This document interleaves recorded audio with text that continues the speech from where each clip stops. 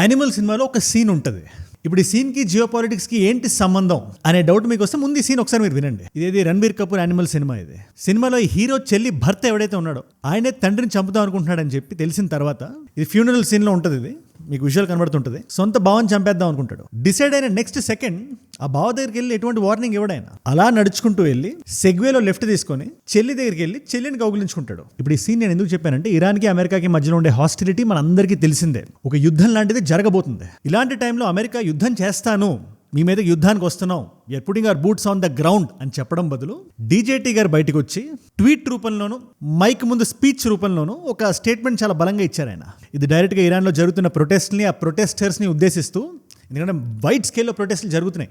న్యూస్లో కూడా రకరకాల ఆర్టికల్స్ వస్తున్నాయి. ఒక దాంట్లో 5,000 మంది చనిపోయారు అంటారు, 10,000 అంటారు, 12,000 అని కూడా కొన్ని ఆర్టికల్స్ ఉన్నాయి. అంతమంది ప్రొటెస్టర్ని రోడ్ల మీదకి వచ్చి చంపేస్తున్నారని చెప్పి ఇరానియన్ గవర్నమెంట్. ఎనీవేస్ ఇక్కడ పాయింట్ ఏంటంటే డీజేటీ గారు ఇస్తున్న స్పీచ్లో ఇరానియన్ ప్రొటెస్టర్స్ని మీరు ఇంకా బయటకు వచ్చి గొడవ చేయండి, ఎస్టాబ్లిష్మెంట్స్ని ధ్వంసం చేయండి, మీ వాళ్ళని ఎవరైతే చంపేస్తున్నారో వాళ్ళ పేరు రాసి రెడీ చేసి పెట్టుకోండి, వాళ్ళకి 3 టైం వస్తుంది, they will pay heavy price.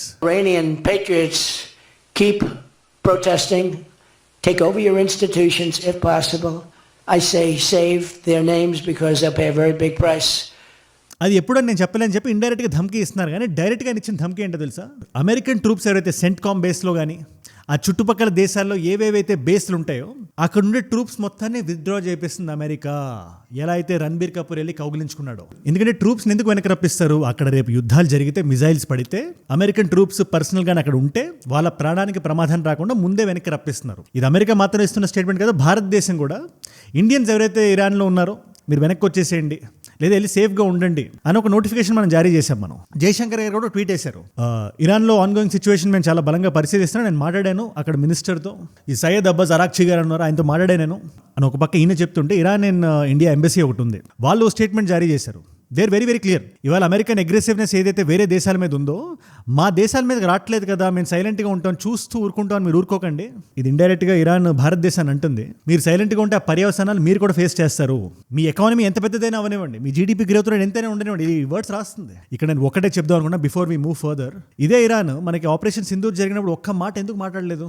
మన పెహల్గామ్లో దాడి జరిగినప్పుడు ఖండించేసి ఊరుకుంది కదా. ఇవాళ మనం కూడా అలాగే చేస్తున్నాం.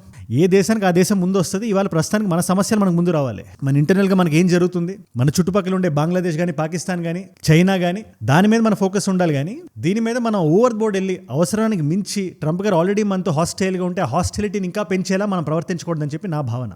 నేతన్యాహు గారి ప్లేన్ కూడా గ్రీస్లో ల్యాండ్ అయింది. దీని అర్థం ఏంటి? సింపుల్గా చెప్తున్నా, జాగ్రత్తగా వినండి. దానికన్నా ముందు ఎవరైనా కొత్త వాళ్ళు ఉంటే ఇలాంటి జియో పొలిటికల్ న్యూస్ని కూడా అందరికీ అర్థమయ్యేలా సింప్లిఫై చేసి మీ ముందు పెట్టేస్తాను. మీరు ఆల్రెడీ చూస్తున్న వాళ్ళు ఉండి వీడియోస్ మీకు నచ్చుతుంటే ఇది మీకు నచ్చింది అని మీరు ఎలా చెప్తారు? కింద కనబడే లైక్ బటన్ గుద్ది. అలాగే కొత్త వాళ్ళు ఎవరికైనా రీచ్ అయ్యి ఉంటే ఈ నాలెడ్జ్ ఫీల్ మీకు డైలీ రావాలంటే కింద కనబడే సబ్స్క్రైబ్ బటన్ నొక్కి పెట్టేసుకోండి. సబ్స్క్రైబ్ చేశారుగా? డన్. ఎక్కడున్నాం మనం? గ్రీస్లో ల్యాండ్ అయింది నేతన్యాహు గారి ప్లేన్. ఇది ఇక్కడ ల్యాండ్ అవడం ఎందుకు ఇంపార్టెంట్ మీరు తెలుసుకుంటే, లాస్ట్ టైం ఇదే ప్లేన్ గ్రీస్లో ఎందుకు ల్యాండ్ అయింది మీరు చూడాలి. లాస్ట్ మేలో 12 రోజుల పాటు యుద్ధం జరిగింది. ఏ దేశాలకి? ఇజ్రాయెల్కి, ఇరాన్కి. ఆ టైంలో మనం వీడియోస్ కూడా చేసాం. దిస్ ఇస్ ఇన్ జూన్ 2025లో America backed Israel versus Iran ఈ యుద్ధం జరిగింది. అవునా? నెతాన్స్ కానీ, ఇష్ఫహాన్ కానీ, ఫోర్దో కానీ 3 ప్లేసెస్లో B-2 బాంబర్స్ని అమెరికా పంపించి బాంబింగ్ అది చేసి న్యూక్లియర్ ఫెసిలిటీస్ని ధ్వంసం చేసిందని చెప్పి అమెరికా చెప్పుకుంటుంటుంది. లేదు మాకు పెద్దగా ఏం జరగలేదని చెప్పి ఇరాన్ అంటుంది. కానీ వాళ్ళు ఎంత పకడ్బందీగా ప్లాన్ చేసి IRGC హెడ్స్ని, ఇక IRGC అంటే ఇస్లామిక్ రెవల్యూషనరీ గార్డ్ కార్ప్స్ అని చెప్పి ఏదైతే రెజీమ్ ఇప్పుడు ఇరాన్లో ఉందో వాళ్ళని అక్కడ అలాగే పదిలంగా ఉంచడానికి ప్రజల కోసం కాదు, రెజీమ్ కోసం పెట్టుకున్న ఒక ఐడియాలజికల్ సంస్థ. అది మిలిటరీ కన్నా ఎక్కువ పవర్ఫుల్గా ఉంటుంది.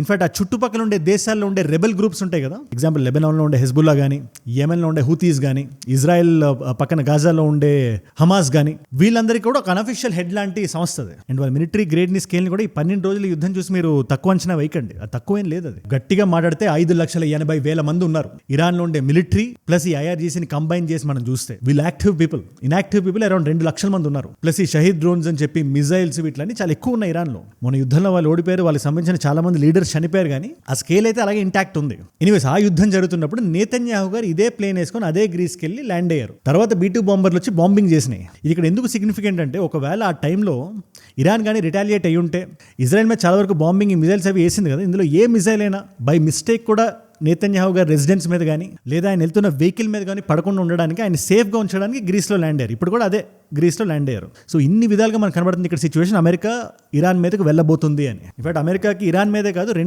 రెండు ల్యాండ్ మాసెస్ మీద కన్ను ఉంది, ఇరాన్తో పాటు గ్రీన్లాండ్ కూడా. ఈ ధైర్యం ట్రంప్ గారికి ఎలా వస్తుంది, ఎందుకు వస్తుంది అంటే రీసెంట్గా వెనిజువేలాలో ఏం జరిగిందో మనం అందరం చూసాం. మనం ఇట్స్ అ బిగ్ సక్సెస్. నేను ఆ రోజు కూడా వీడియో చేసినప్పుడు కూడా చెప్పాను నేను, మనం ఎంత ఆయన అనుకున్న డిక్టేటర్ అన్నా ఏమన్నా కూడా ఆయన ఏదైతే పుల్ ఆఫ్ చేశాడో 2026లో అన్ఇమాజినబుల్. అది అమెరికన్ ట్రూప్స్ని వెనిజువేలాలో దింపి అక్కడ బాంబింగ్ చేసి అక్కడ లీడర్ని లాక్కొచ్చేసి ఇవాళ న్యూయార్క్లో నిలబెడుతున్నారు కదా. Launched a large-scale strike against Venezuela and captured President Nicolas Maduro. ఇది చరిత్రలో నాకు తెలిసి ఇంత రీసెంట్ పాస్ నేను ఎక్కడ చూడలేము.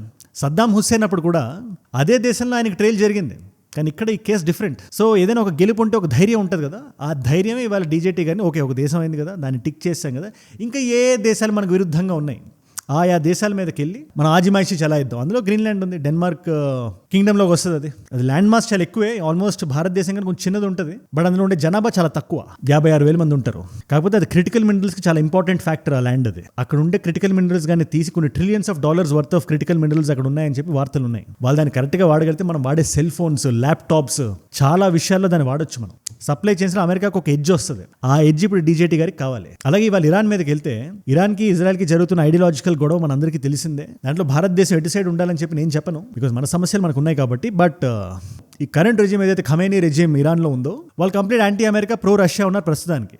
అందుకే వాళ్ళ రష్యా కూడా బయటకు వచ్చి మాట్లాడుతుంది, దే వెరీ క్లియర్, మీరు ఏదైనా ఉంటే రూల్స్ బట్టి చేయండి, ఈ కైండ్ ఆఫ్ ఆజిమాయిషి ఈ టైంలో చేయడం కరెక్ట్ కాదని రష్యా ఒక పక్క చెప్తుంటే ఇరానియన్ పార్లమెంట్ స్పీకర్ ఒకడు ఉన్నాడు, ఆయన వచ్చి ఒకటే మాట అంటాడు, మీరు కానీ మా మీద కన్నేస్తుంటే, మీరు కన్నేస్తారని మాకు అర్థమవుతుంది, మాకు ధమ్కీలు ఇస్తున్నారు డైరెక్ట్గా స్టేజ్ లెక్కి, కాబట్టి నేను చెప్తున్నాను, మాకు థ్రెట్ ఉందని మేము ఫీల్ అయిన రోజున ఈ చుట్టుపక్కల ఉండే ఏ అమెరికన్ ట్రూప్స్ మిగలరు, వాళ్ళే మా టార్గెట్ అవుతారు, మా కనుచూపు మేరలో ఎవరున్నా వాళ్ళ మీద మిజైల్స్ పడతాయని చెప్పి ఆయన అంటారు. మీరు ఒక్కసారి వినండి. Now, with the banner of death to Israel and death to America displayed prominently behind him, Ghalibaf threatened that any unilateral attack by the Americans or the Israelis on Iran will prompt the Iranian military to teach the American President Donald Trump an unforgettable lesson. And ఇక్కడ situation కూడా Iran కరెక్టా, America కరెక్టా, డిస్కషన్లోకి మనం వెళ్ళాలంటే first of all situation అంత black and white కాదనే విషయం మనం తెలుసుకోవాలి. ప్రొటెస్ట్ చేస్తున్న జనాల్ని చంపేయడం చాలా తప్పది, అది ఏ ఐడియాకైనా ఏ కాజ్కైనా. At the same time America ఏదైతే MIGA make Iran great again, మీ దేశ పౌరుల కోసం మేము పోరాడుతున్నాం అని చెప్పి డీజేటీ గారు అంటున్నారు, దాన్ని కూడా గుడ్డిగా నమ్మడం అంత కరెక్ట్ కాదు. రేపు పొద్దున్న ఇరాన్లో దొరికే సంపద మొత్తం లాగేసుకొని ఇరాన్ ఒక ఇరాక్లా మార్చేసి ఆల్రెడీ ఉండే సిచ్యువేషన్ కానీ ఇంకా దారుణమైన స్టేట్లో పెట్టి వెళ్ళిపోతుంది అమెరికా హ్యాపీగా. వాళ్ళు అలా ఉండడం వీళ్ళకి బెనిఫిట్. ఎన్ని యుద్ధాలు జరుగుతుంటే అంత ఎక్విప్మెంట్ అమ్ముకోవచ్చు కదా, కొంటే F-35 కొనంటారు, అది కొంచెం ఎక్కువ కాస్ట్ అనిపిస్తే F-16 కొనమంటారు, లేదా మేము కొత్త టెక్నాలజీ ఒకటి లాంచ్ చేసే ఉంటారు. డిఫెన్స్ యుద్ధాలు ఎంత జరుగుతుంటే అమెరికాకి ఎంత బెనిఫిట్ అనే విషయాన్ని మీరు గుర్తుపెట్టుకోండి. సో ఎటు చూసిన అమెరికా బెనిఫిట్లో ఉంది కాబట్టి కయ్యానికి కాలు దూవడానికి ఎప్పుడు రెడీగా ఉండదు America. And they're also powerful. వెనిజువేలాలో చూపించారు ఏం చేయగలిగారు. సో ఏదైతే కోపం వేళ ఇరానియన్ ప్రజల్లో ఉందో, ఇరానియన్ రెజిమ్ ప్రస్తుతానికి ఏదైతే ఖమేనీ రెజిమ్ ఉందో, they have not done their job right. ఇది మనం అందరం కళాఖండిగా ఒప్పుకోవాల్సిన విషయం. అది లేకపోతే $1 1.4 మిలియన్ రియాల్స్ అవ్వదు, ఇట్స్ వెరీ అన్లైక్లీ. లేదా చికెన్ 125%, ఎగ్స్ 95%, ఇలా ఈ రేంజ్లో ఇన్ఫ్లేషన్ పెరగదు. ఎసెన్షియల్ గుడ్స్ ఏదైతే ఫుడ్ లోపలికి వెళ్తుందో దాని గురించి మాట్లాడుతున్నాను నేను. సో అందుకని ఈ కోపంతో రోడ్ల మీద ప్రొటెస్ట్కి వచ్చిన వాళ్ళు కూడా ఉన్నారు. ఆ కోపాన్ని వాడుకొని ఆ కంట్రీని లాగేద్దాం అనుకున్న అమెరికా కూడా అలాగే ఉంది. ఈ విషయాన్ని మీరు అర్థం చేసుకోవాలి. సైట్స్ తీసుకోవడం చాలా ఈజీ ఇక్కడ, బట్ దాంట్లో ఉండే న్యూయాన్స్ మీకు అర్థం కావాలని చెప్పి ఇది ఎక్స్ప్లెయిన్ చేశాను నేను అంతే. ఇప్పుడు కాసేపు ఇరాన్ మనం పక్కన పెట్టి మనం ఇరాన్ మీద ఎందుకు అంత స్ట్రాంగ్గా మాట్లాడుతుందంటే ప్రస్తుతానికి ఏదైతే సిచ్యువేషన్ భారతదేశంలో ఉందో it's not a simple situation. దాన్ని నావిగేట్ చేయడం అంత ఈజీ కాదు. క్వాడ్ సమ్మిట్ అవ్వాల్సింది అవ్వలేదు, ఈ సంవత్సరం మళ్ళీ అవ్వాలి. అయితే డీజేటీ గారు వస్తారో లేదో మనకు తెలియదు. అది కాకుండా బ్రిక్స్ ఒకటి జరుగుతుంది ఈ సంవత్సరం, భారతదేశం హోస్ట్ చేయబోతుంది. షీ జిన్పింగ్ అనే వ్యక్తి రాబోతున్నాడు, వ్లాదిమిర్ పుతిన్ రాబోతున్నారు. ఆయన మళ్ళీ ఈ ముగ్గురు కలిస్తే డీజేటీ గారు అక్కడ ఊరికే కూర్చోరు కదా, ఏదో ఒక స్టేట్మెంట్ ఇస్తారు ఆయన. లేదు వీళ్ళు ముగ్గురు కలిసి నన్ను లేపేద్దామని ప్లాన్ వేస్తారని కూడా అనే ఇచ్చాయన. ఆయన నోటికి అదుపు ఉండదు కదా, అందుకని ఆ స్టేట్మెంట్స్ వస్తుంటే హాస్టైల్ డెసిషన్స్ తీసుకుంటారు, యాక్షన్ ఉంటుంది. అఫ్ కోర్స్ ఈ వెనిజువేలా లాంటి జరగదు భారతదేశమే, జరిగిన ఊరుకునే వాళ్ళు ఎవరు ఉండరు ఇక్కడ. బట్ మనకుండే ప్రాబ్లమ్స్ మనకు ఉన్నాయి, దాన్ని మనం మన స్టైల్లో మనం నావిగేట్ చేస్తున్నాం. అండ్ ఇక్కడ ఇంకో విషయం కూడా జరిగింది, మనందరం తెలుసుకోవాల్సిన విషయం. అది అగైన్ ఇది కరెక్టా కాదా మనకు సమయం సమాధానం చెప్తుంది. ఇప్పుడు మనం కూర్చొని మనం మాట్లాడలేము. చైనీస్ కమ్యూనిస్ట్ పార్టీ నుంచి, ఇది నిన్నటి వీడియోలో కూడా నేను చిన్న బ్రీఫ్గా ఎక్స్ప్లెయిన్ చేశాను, బట్ కొంచెం విస్తారంగా మనం మాట్లాడాలంటే టాప్ అఫీషియల్స్ ఒక 6-7 వచ్చారు భారతదేశానికి వచ్చి. ఆర్ఎస్ఎస్తో బీజేపీతో ఒక మీటింగ్ జరిగింది పబ్లిక్గా, బయట సీక్రెటివ్గా కాదు. ఇది ఎందుకు వరల్డ్ న్యూస్ అంతా మాట్లాడుతుందంటే ప్రపంచంలోనే అతిపెద్ద పార్టీస్ రెండు, ఇది అఫీషియల్ వికీపీడియా డేటాలో ఉంటుంది. బీజేపీకి సంబంధించి 14 crore పీపుల్ ఉన్నారని మా మెంబర్స్, చైనీస్ కమ్యూనిస్ట్ పార్టీ మా దగ్గర 10 కోట్ల మంది ఉన్నారని, దాని తర్వాత డెమోక్రటిక్ పార్టీ 4 కోట్లతో, తర్వాత రిపబ్లికన్ పార్టీ 3.7 కోట్లతో, తర్వాత Indian national Congress party 2.8 crores, ఇలా కొన్ని ఫిగర్స్ ఉన్నాయి. ఇందులో టాప్ 2 పార్టీస్ కలిసే కాబట్టి అందులో భారతదేశానికి సంబంధించిన పార్టీ కూడా ఉంది కాబట్టి, అండ్ ఇన్ఫాక్ట్ వీళ్ళు బీజేపీని మాత్రమే కలవలేదు, BJP's ideological back bone and RSS కూడా కలిశారు కాబట్టి ఒక డిస్కషన్ నడుస్తుంది. ఏం చేయబోతుంది China, what is China trying to understand from India అని, మన ఇండియన్స్ ఎందుకు రానిచ్చారు అని చెప్పి లోపల నుంచి జనాలు క్వశ్చన్ కూడా చేస్తున్నారు. అండ్ వాళ్ళ క్వశ్చన్స్కి అర్థం కూడా ఉంది. ఎందుకంటే ఆపరేషన్ సింధూర్ టైంలో పాకిస్తాన్ వాళ్ళు ఏ డ్రోన్లు వాడారు, ఏ మిజైల్స్ వాడారు, వాళ్ళు వాడింది PL-15 కాదా, HQ-9 ఎయిర్ డిఫెన్స్ సిస్టమ్స్ వాడలేదు, ఇవన్నీ చైనావే కదా. మరి అలాంటి చైనాని మీరు వాళ్ళు ఎందుకు ఎంకరేజ్ చేస్తారని చెప్పి ఇండియన్ నేషనల్ కాంగ్రెస్ అడుగుతుంది. ఎట్ ద సేమ్ టైం ఇంకొక సైడ్ ఆఫ్ వాదన ఎలా ఉందంటే, DJT గారు మనకు ఒక స్పేస్ ఇచ్చారు, మీరు చైనాతో రిలేషన్షిప్ బెటర్ చేసుకోండి అని. ఇన్ఫాక్ట్ మన ఆర్మీ జనరల్ కూడా ఒక స్టేట్మెంట్ ఇచ్చారు ఆయన, బార్డర్ దగ్గర మేము కొంచెం రీఅడ్జస్ట్మెంట్లు చేసి ఒక ట్రస్ట్ ఫ్యాక్టర్ని బిల్డ్ చేయడానికి చూస్తున్నాం చైనాతో అని. చైనాని మనం ఎప్పుడు 100% మనం నమ్మలేం, బట్ చైనా నుంచి వస్తున్న డ్యామేజ్ మనం మిటిగేట్ చేసి రెడ్యూస్ చేసే అవకాశం ఉందా లేదా అని మాత్రం నేను అడుగుతున్నాను, అని చెప్తున్నాను. నన్ను అడిగితే we need to be very careful. రీసెంట్గానే షెక్స్గామ్ వ్యాలీ నిన్నటి వీడియో కూడా చెప్పాను దీని గురించి. దాని మీద కౌంటర్ అటాక్స్ జరుగుతున్నాయి. మనం ఒక మాట అంటే దాని వీళ్ళు విరుద్ధంగా లేదు అది మాదే అంటారు, లేదా అరుణాచల్ ప్రదేశ్ మాదే అంటారు. అరే అసలు షెక్స్గామ్ వ్యాలీ మీకు ఎవడిచ్చాడు? పాకిస్తాన్ ఇచ్చింది. పాకిస్తాన్కి ఎవడిచ్చాడు? అది ఎవరి ల్యాండ్? అది పాకిస్తాన్ అన్అఫిషియల్గా మన దగ్గర నుంచి లాగేసుకొని ఇచ్చిన ల్యాండ్ అది. ఇది అందరికి చరిత్ర చెప్తున్న మాట ఇది. ఆ ల్యాండ్ పట్టుకుని అది మాది, 5000 square kilometers ల్యాండ్ని అది ఎలా అంటారు మీరు? ప్లస్ ఈ రిలేషన్షిప్ ఇలా మెయింటైన్ చేస్తే మనకి ఇప్పుడు బ్రిక్స్ సమ్మిట్ జరిగినప్పుడు షీ జిన్పింగ్ గారిని భారతదేశం మనం తీసుకొస్తే it's a very very interesting move from India's perspective. అది మీరు అర్థం చేసుకోవాలి. At the same time navigation చాలా జాగ్రత్తగా జరగాలి. వాళ్ళని కంప్లీట్గా నమ్మేయడం కూడా కరెక్ట్ కాదని చెప్పి నా ఉద్దేశం. అంతే. గ్లోబల్గా 2026 అనేది మన చాలా ఇంట్రెస్టింగ్ ఇయర్. మనకి వెనిజువేలాతో స్టార్ట్ అయింది అండ్ అదే జోష్తో ఆయన ఉన్నారు. ఇది కాదు గ్రీన్లాండ్, రేపు గ్రీన్లాండ్, ఎల్లుండి ఇరాన్, అవతల ఎల్లుండి ఇంకో దేశం, ఆ జోన్లో ఉన్నారు DJT గారు. రేపు పొద్దున్న వచ్చి థర్డ్ టర్మ్ ఎవరు ప్రెసిడెంట్ చేయకూడదు అమెరికాలో. థర్డ్ టర్మ్ నేనే చేస్తాను. అమెరికా ఒక గ్రేట్ అయ్యే ఒక వేలో ఉంది, ఆ వేకి నేనే తీసుకెళ్ళగలుగుతా. Make America great again. ఈ కాన్స్టిట్యూషన్లో ఒక అమెండ్మెంట్ పట్టుకొద్దాం మనం అని చెప్పి ఆయన ఒక థాట్ని ముందుకు కూడా పుష్ చేసే అవకాశాలు ఉన్నాయి. అది ఎంత రాడికల్గా వినబడినా కూడా, లేదు జరగదు, ఎందుకు జరుగుతుంది అని మీరు అనుకున్నా కూడా ఆయన చాలా అట్లాంటివి చేస్తాడు. జరగవు అనుకునేవి చాలా చేస్తున్నాడు ఆయన. అందుకే ఈ 2026లో ఆయన ఏం చేస్తాడు, అండ్ ఇరాన్ ఒకవేళ ఆయన తీసుకోగలిగినా కూడా, ఆ యుద్ధం జరిగినా కూడా, ఇరాన్ ఒకవేళ ఆ రెజిమ్ చేంజ్ అనేది జరుగుతుంది, ఖమేనీని వాళ్ళు దింపగలిగితే ఇంకో చాలా పెద్ద విక్టరీ అది DJT గారికి. అలాగే ఇంత చేసిన తర్వాత, US ఇంత జరిపిన తర్వాత, ఇంత ప్రొటెస్ట్లు స్పియర్ హెడ్ చేసిన తర్వాత కూడా ఆ గవర్నమెంట్ ఆ రెజిమ్ షేక్ అవ్వకుండా ఉంటే అంతే ఈగో హర్ట్ అవుతుంది DJTకి. మళ్ళీ అంతే లాస్ లా కనబడుతుంటుంది, ఇరాన్ ఏం చేయలేకపోయాడు ఈయన అని. సో ఏది ఎక్కడికి వెళ్తుందో మనకి సమయం సమాధానం చెప్తుంది అంతే ఇరాన్కి సంబంధించి. అండ్ మల్టిపుల్ ప్లేసెస్లో మల్టిపుల్ ఫ్లాష్ పాయింట్స్ ఉన్నాయి. ఇప్పుడు కాన్ఫ్లిక్ట్స్ జరగబోతున్నాయి ఈ సంవత్సరం. It's very alarming geopolitically. దీని మీద మీరేమంటే నాకు కింద కామెంట్స్లో ఖచ్చితంగా రాయండి. ఇరాన్ న్యూక్లియర్ ప్రోగ్రామ్ ఇప్పుడు కాదు, ఒక 10-15 సంవత్సరాల క్రితం లిమిట్ చేయడానికి ఒక అగ్రిమెంట్ సైన్ చేసింది అమెరికా. ఇది 2015లో జరిగింది. ఏంటి ఆ అగ్రిమెంట్ పేరు? Option A is START, option B is JCPOA, option C is NATO, option D is COMCASA. మీకు సమాధానం తెలిస్తే కింద రాయండి. తెలుసుకుందాం అనుకుంటే ఇన్స్టాగ్రామ్కి వచ్చేసేయండి. అక్కడ అజయ్ ఫ్రమ్ ఏజుడ్ అని ఉంటుంది.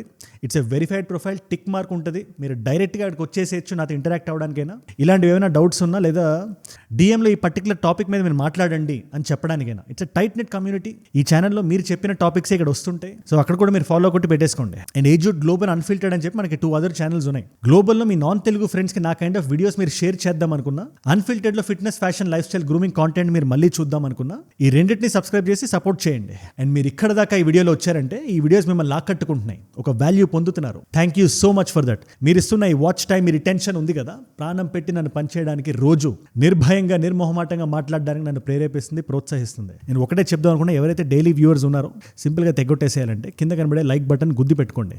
మీరు నాకు చెప్తున్నట్టు అది ఈ వీడియో నాకు నచ్చింది అని. లేదు ఈ వీడియో చాలా మంది కొత్త వాళ్ళకి రీచ్ అవుతుంది కదా, ఆ కొత్త వాళ్ళు మీరు ఎవరైనా ఉన్నారంటే, ఈ నాలెడ్జ్ ఫీల్ మీకు డైలీ రావాలి. మీరు ఆఫీస్ నుంచి, కాలేజ్ నుంచి వెనక్కి వచ్చిన తర్వాత పడుకునే ముందు 10 నిమిషాలు నాకు కేటాయించండి చాలు. కింద కనబడే సబ్స్క్రైబ్ బటన్ నొక్కి పెట్టేసుకోండి. సబ్స్క్రైబ్ చేశారుగా, డన్. మీకోసం 2 కాంప్లిమెంటరీ వీడియోస్ పెడుతున్నాను. ఈ వీడియో ఇదే జియోపొలిటికల్ స్ఫియర్ లో ఇరాన్తో ఎవరైనా ట్రేడ్ చేస్తే 25% టారిఫ్ ఆటోమేటిక్ గా పడిపోద్దని DJT గారు చెప్పారు, ట్రంప్ గారు. దానికి సంబంధించి ఫుల్ ఫ్లెజ్డ్ ఎక్స్ప్లెనేషన్ దీంట్లో ఉంది. లేదా ప్యాక్స్ సిలికా అని చెప్పి ఒక కొత్త గ్రూప్ ఒకటి ఫామ్ అవుతుంది అండ్ అమెరికా ఇండియాని ఇన్వైట్ చేసింది. ఇన్ఫాక్ట్ అది ఏంటది, సడన్ గా అమెరికా ఇండియా ఫేవర్ లోకి ఎందుకు వచ్చింది, ఆ జడ్జ్మెంట్ ఏంటి, what is in America's head అనుకుంటే ఆ వీడియో ఇక్కడ ఉంది. మీకు ఏ వీడియో ఇంట్రెస్ట్ ఉంటే ఆ వీడియోని చూడండి. నేను మళ్ళీ మిమ్మల్ని రేపు కలుస్తా.